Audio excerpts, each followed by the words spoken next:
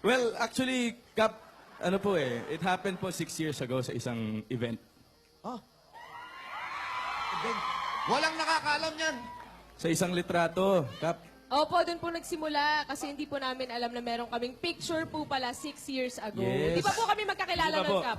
Paano kayo nagkaroon ng picture? Sino nagpa-picture? Ako po. Ako naman.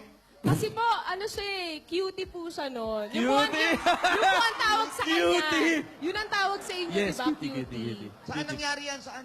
Sa may Makati po. Sa may Kap. Makati po. May event pong malaki, Kap. Tapos nagpa-picture po ako sa kanya. Kasi cutie nga po siya. Tapos, ayun po, 5 years later, dun po namin nalaman na kami po pala Kami yun. po pala yun. Nasa picture. Sa larawang blurred, Kap. Tignan mo.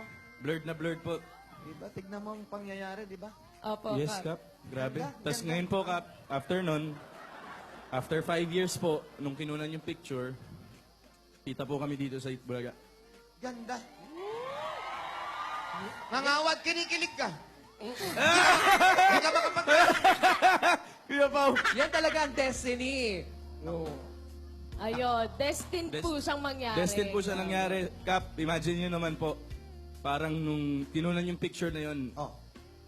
si Lord lang talaga yung nagsabi na, pagkikitain ko nga ulit to. Narinig mo? Narinig ko. Narinig mo Oo. sinabi niya? Sabi Aswerte niya. mo naman, nakakausap mo si Lord. Yes, Kap!